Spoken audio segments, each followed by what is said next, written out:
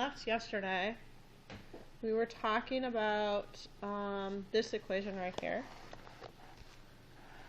So make sure you get this written in your notes. That this is acceleration. There's two types of acceleration. There's A sub c and A sub t. Do you remember how I said there were two realms? The realm that we're going to leave for college and the realm that we're studying. The realm that we're studying is the tangential realm. The A sub c, that is we're leaving for, that would be circular acceleration, and we're leaving that for college. So if you see these little t's, that's what they mean. Remember, you can rewrite the A as velocity squared over t, which is the equation that we derived yesterday. And today we're going to talk about different force diagrams, but I want to you to understand just a review of what our equation is. So are we okay with that? Also remember that this is our formula for velocity. Tangential velocity is 2 pi r over t. We wrote that down yesterday. I just want to make sure we have that clearly written in your notes. So that little t means tangential. And I'll show you why in a second, because we're going to start drawing pictures. We drew a picture yesterday, so I'm going to have a pretty picture of the picture that I drew yesterday. This is a better picture. Please make sure you have this drawn. This is like the whole point to the chapter. That little v sub t is this tangential velocity because it's tangent to the net force, which this net force, remember, has a sub c. So F sub c is our net force. And this is A right here, this A. That is your tangential acceleration, so that the acceleration and the velocity are tangent to each other. Now, as you draw this picture, please make sure you label the A and put a little t by it. And please make sure you label the F with a little c so you don't get confused. And you're welcome to put a little t next to the V as well, so V sub t. I want you to notice that the V, the magnitude of the V, is staying the same. And please write that down. The magnitude of the velocity is constant. However, it's a vector. The direction of the velocity is what? Changing. So that is what's causing this acceleration right here. It's not the magnitude of the velocity that's changing. It's actually the direction of the velocity. And I think, just based on your faces yesterday, when I said, okay, I'm going to change the velocity, you were thinking, oh, how are you going to change the velocity? Is it going to go faster? No, I'm going to change the direction. And so that is a difficult thing to think about. So if you really think about that in your mind, can you separate the direction and the magnitude and keep the same magnitude but go a different direction and understand how that's how your velocity is changing? I mean, it's easy to say it, but to think it, it's a whole other thing, I think. So that's a pretty abstract thing. I know I had a hard time wrapping my head around it. So now we're going to draw some force diagrams. So each force diagram is going to be for a different situation. Okay? So I don't know if you remember me doing the twirly thing. We could do, well, let's not worry about the force diagram for that. How about I do different situations? How about this one? If I make this go in a circle,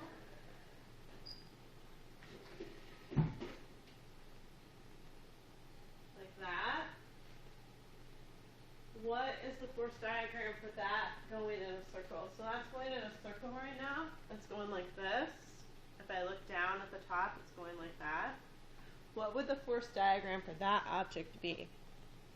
What do you think the force is that's making that go towards, that's making that go in the center? The center seeking force.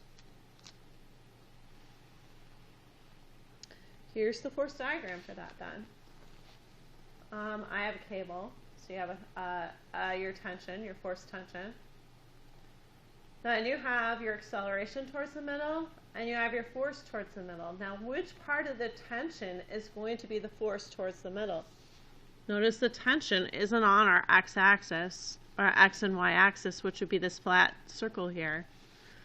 What part of our tension would that be? The x-axis would be the circle, the y-axis would be the up and down. What is it all of the tension that's going to be the center seeking force, or which component of the tension is going to be the center seeking force here? Can you tell me?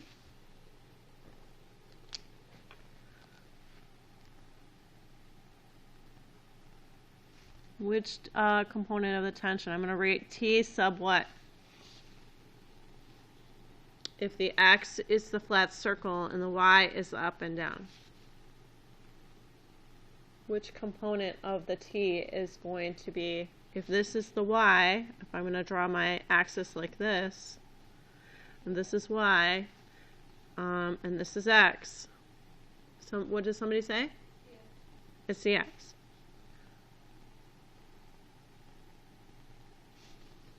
So that is going to be my centripetal force. What is this force going to end up being equal to since it's not accelerating up and down?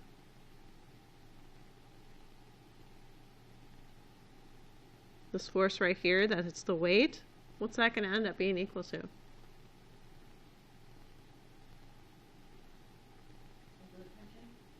This tension right here? Yeah. No, the The Y tension, right? Yeah, so this Y right here is going to actually be equivalent to that if this is at a static equilibrium, which it is in the Y direction because it's not accelerating up and down. It's accelerating on the X level, right?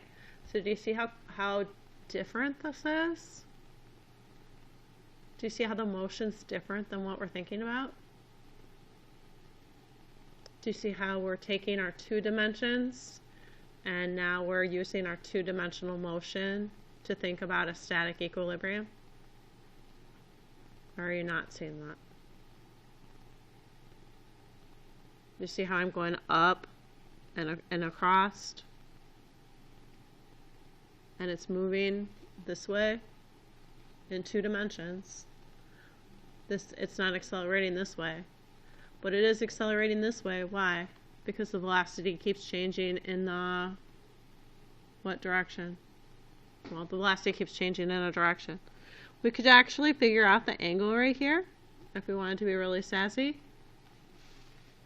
We could actually figure out FC, which would be TX. Okay. Do you see how this is coming together? Okay. Now let's talk about some amusement park rides. We need to write this one down. This is a good one. Here you're going over a hill. Our center seeking force is actually going to be two forces added together. It's going to be the force of weight and your force normal.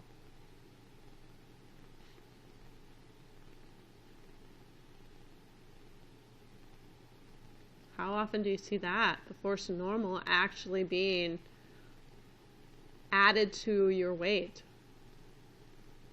That doesn't make sense. Now, where would you be in this car? Would you be in the car here or would you be in the car there if the force normal is pushing you? Up here? The force normal would be the seat pushing up on you. If you're going over this and the seat goes down, is the seat going to be touching your butt? No.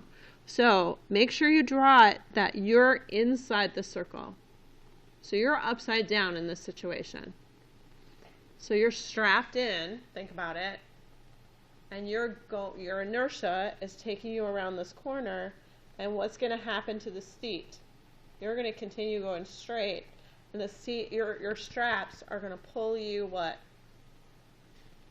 Your straps are going to pull you to your seat, and that's that force normal that I'm talking about. Does that make sense to you? Okay. Now let's draw, you're at the bottom, so you're here. You're sitting here, and you're in the inside of the circle. So make sure that you're noting that you're inside the circle. Okay? Because the force diagrams are going to be different when we're outside the circle. And that's why these are confusing.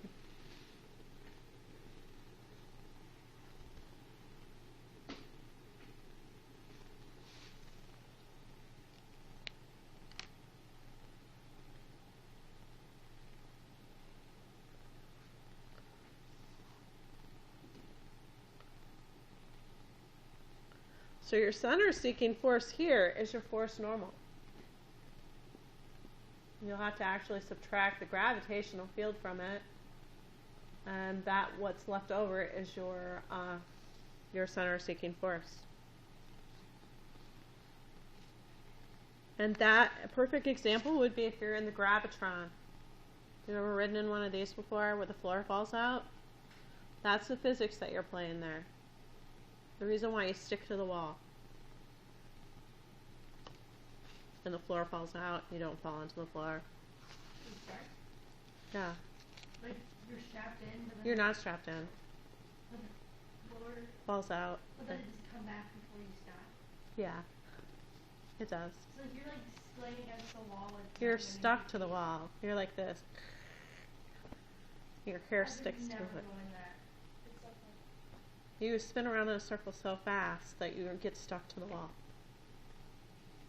And you want to know why? What if you fall? You don't. What if you do? You don't. You're moving too fast and can't fall. Yeah.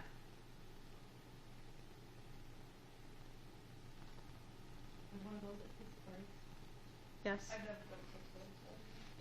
Yeah, we can Google. But the bad thing is, it's something they don't tell you. Not all the rides will be open. Fine. I don't know. It's 4 in the morning. The last time I went there in the middle of the night with my last class, which was Maria's class, they didn't have all the rides open. But I don't know if they had all the rides open last year. I could ask Luke. Because I didn't go with Luke's class. So, yeah. I was a railroad coaster junkie when I was your age. Loved them. Now I have vertigo. So if I ride on a roller coaster, I get really, like, it screws up my inner ear. And my life gets kind of bad.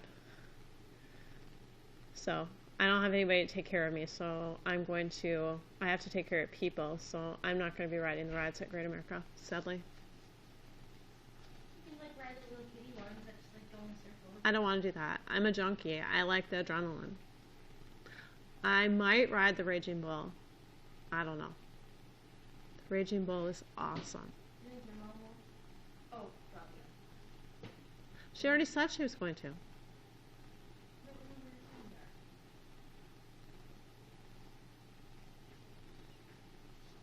that. Okay. You ready? Ready for your next force diagram? Okay, now we're going to be driving a car.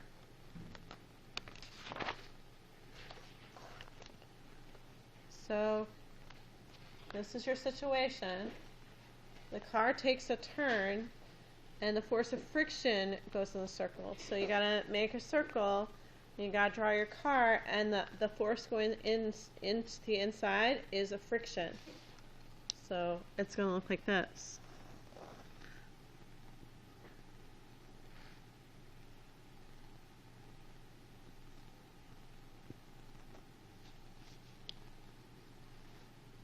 So at any point in the circle, it's going to be a little F that's pushing it towards the center.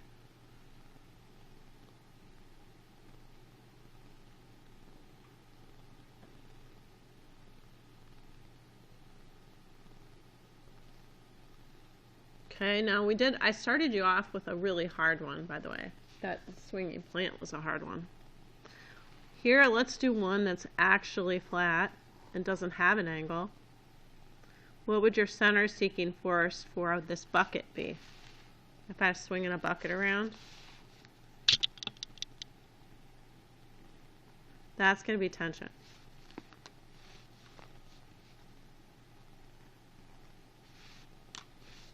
So there, your net force of circular motion is going to be a big T. So I think I got it. So anytime it's within a circular motion, you're always going to have two arrows, one for velocity and then the other one. Yes. Okay. Always.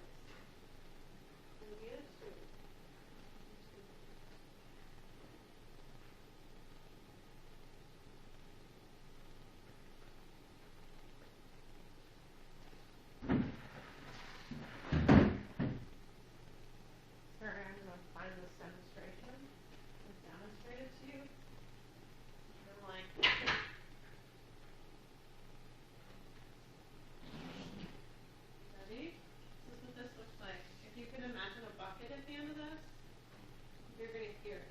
Ready? See how I'm swinging in a circle?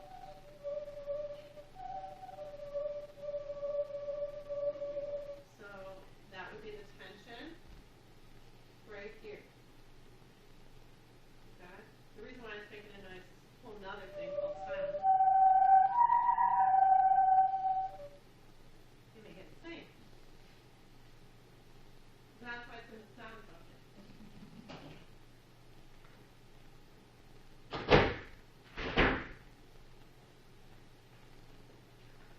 Okay, now let's talk about planets. So I have the moon and I have the Earth. What is my gravitational force there? Or I'm sorry, I just told you the answer.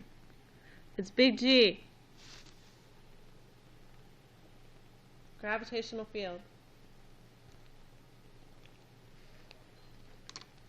Okay, let's see if I can find some more.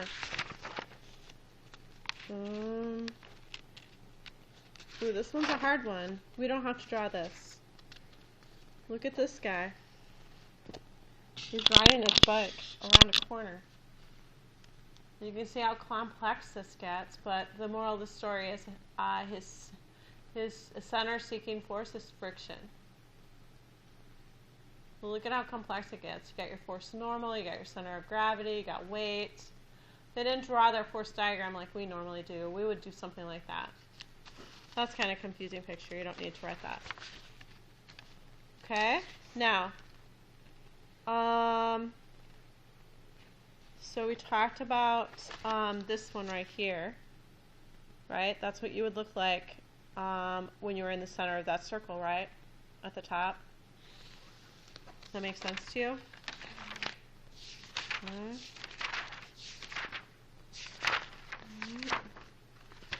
I want to make sure I got them all.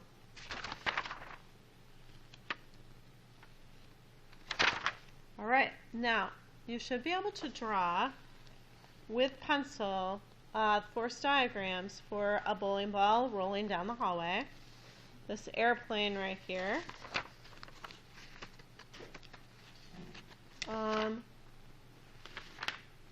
a car going around a turn, okay, and the space station going around the Earth. So you should be able to draw. Then go on to number 5. Now, 5B, you're going to have to take a risk. You're not inside the circle. You're on the outside of the circle. So you're going over a hill. So you're going to have to think that one. That does not match the circle one that we did today. The one that we did today, you were at the top of the circle, but on the inside of the circle. We're just drawing what the force diagrams are. You're just drawing what the force diagrams are. And there you're on the inside of the circle, so you should know the answer to that one. Okay, so you're going to do worksheet 1. And you should be able to get that done by the end of the hour. Just the force diagrams, that's all I want. All of them are the force diagram, and then you tell them what the center seeking force is. None of them you have to do calculations for. These are all conceptual questions. Okay? And you're trying, not crying. So get some force diagrams down before you leave today, and you'll be done. Okay? Also, your homework for tomorrow is to do what? Scanners